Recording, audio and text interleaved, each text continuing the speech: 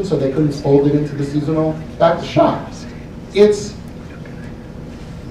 not safe. Oh, I was on a radio show where some woman called in and said, "You say that this is safe, but 13 people have died in America since getting that vaccine." No, probably like 13,000. Because, people die every day. They have miscarriages every day. They go blind. They have accidents. These things are not caused by your flu shot.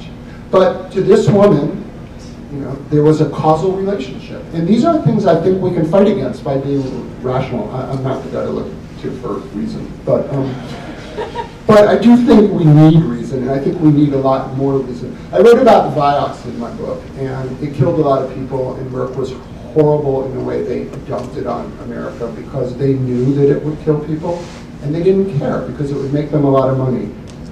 However, I wish that Vioxx were on the market today because it's a great drug for the right people.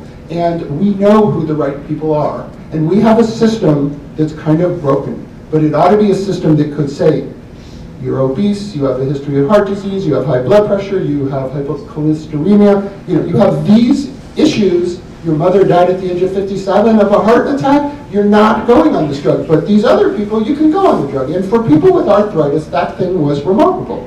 And so all these things have risks, and you have to be able to judge the risks. And we've gotten to a point in our country where if a drug kills 4 people, it's off the market.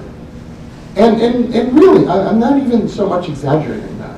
And we have to think about what these things do, what their value is, and what the risk of not having something is, because we never really talk about that. So I guess I think we need to get away from ideology. I think that's where we are now. I think this is all some sort of odd culture war, and it ought not to be. We all have the same thing in mind, which is a healthier future for us, our families, our planets. There ought to be a way to get there. And I don't think we need to get there by just accepting what authority says. I think we should be absolutely skeptical about anything we're told. But there comes a point when skepticism is denialism. When you see enough facts and you ignore enough facts that you walk away from the truth. And I think I'm seeing that so often with people who talk about organic food, it makes my head spin. And about vitamins and vaccines and even things like personal genomics where people won't even listen to what the pros and cons are or will be. And in the future, we're going to need these things. And we're going to need to have a national conversation so people can have the pro and con discussion. And maybe they'll say no. That would be fine if we had a plebiscite and people said no. But we don't have that.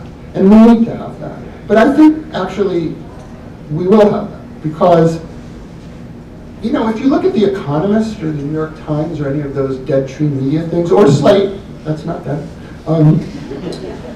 just look at the stories. So many of them are scientifically based, technical, they have something to do with scientific life now. I'm not talking about a story that talks about a cancer treatment. I'm talking about every story. I'm talking about economics. I'm talking about Afghanistan. How do we deploy soldiers there? Where do we figure out the pros and cons of sending people and sending drones? These things are all technical. And, the truth is, you can't look at a page in any of these places without seeing one of those. And that is great news. So don't despair, because they need us now more than they ever have.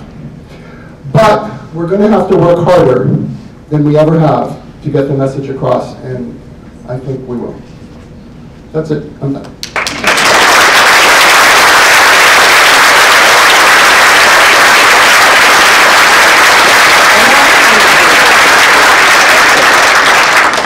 Not done, because you can now question,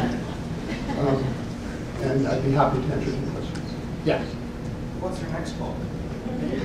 I can hardly even think about reading the next book. Receive all the feedback on one quality level or another after this. See it aware for something like that. Yeah, but I'm not going to address it right now. I'm going to go creep back to the New Yorker and write some other stories for a while to send my child to college and stuff like that. But no, I'm just going to walk away from this for a little while, but I will try. I mean, one of the things I hear constantly, it's a criticism, but I own up to it and I don't know how to solve it, and if anyone else does, I'd be happy to hear it. What are the solutions to this problem?